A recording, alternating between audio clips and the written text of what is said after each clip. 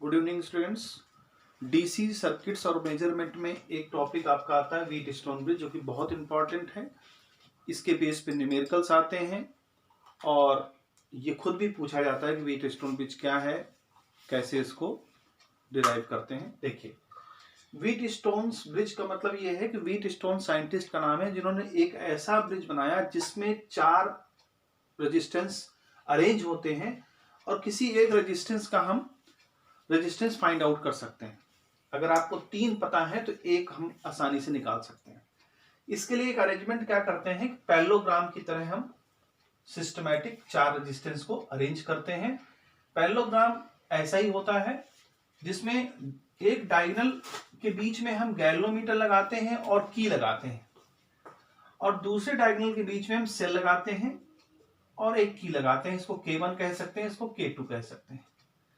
अब यहां पर हमको समझना यह है कि ये जो व्हीट स्टोन ब्रिज है, इसमें अगर यहां से करंट सप्लाई हो और यहां पर जा करके इसको 2 पार्ट मिलेंगे, एक P मिलेगा और एक R मिलेगा। यहां चली जाएगी I1 और यहां चली जाएगी I2। जब यहां पहुंचेगी ये करंट, तो अब इसको 2 रास्ते मिलेंगे, एक ये रास्ता और एक ये रास्ता। अगर इस रास्ते में करंट नहीं जाती है तो इस रास्ते में करंट जाएगी, और इस रास्ते में करंट क्यों नहीं जाएगी, एक इसका रीजन ये बाद में बताएंगे। अब यहां देखिए, ये जो करंट यहां से आई वो इसको इधर भी जाना चाहिए था, लेकिन इधर नहीं जाती, इधर चली जाती है।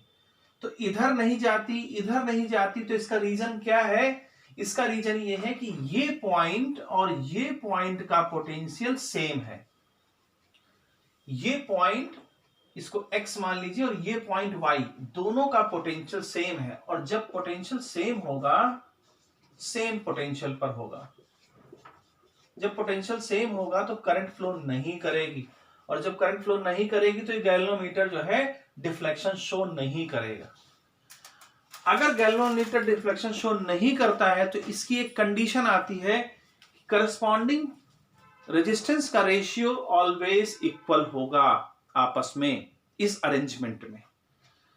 तो हमें यह देखना है कि अगर इसमें करंट नहीं जाती तो वो कौन सी कंडीशन बनेगी।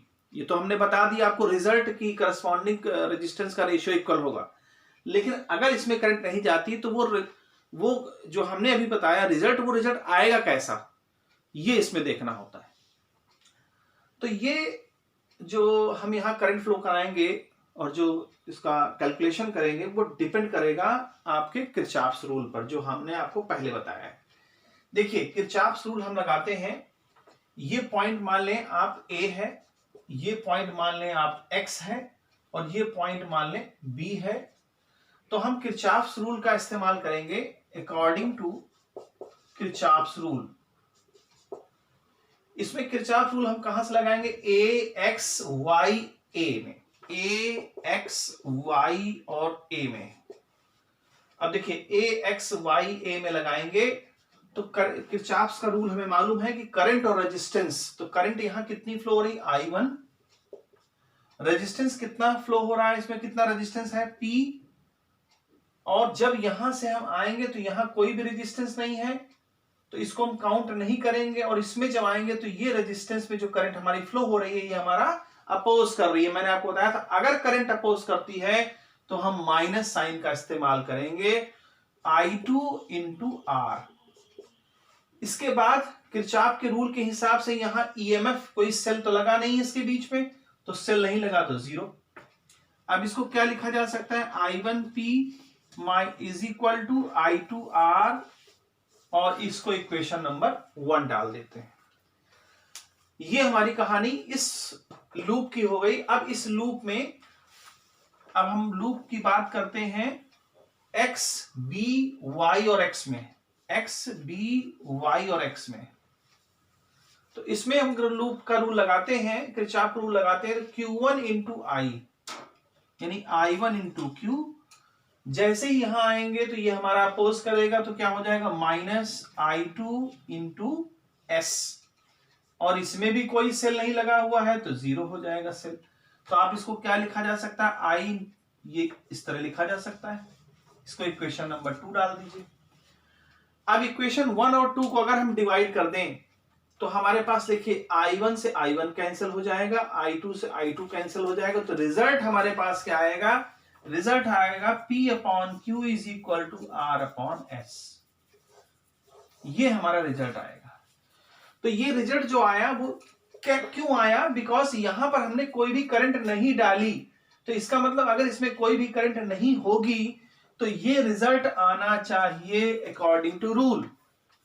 यही हमारे व्हीटस्टोन ब्रिज का रूल है कि करस्पॉन्डिंग रेशियो, अब हम अगर चाहें तो P अपॉन Q जैसे हमने लिखा है तो हम लिख सकते हैं P अपॉन R, ऐसे भी लिख सकते हैं। करस्पॉन्डिंग रेशियो का मतलब इसका इससे रेशियो या इसका इससे रेशियो, तो P upon R is equal to Q upon S भी लिख सकते हैं।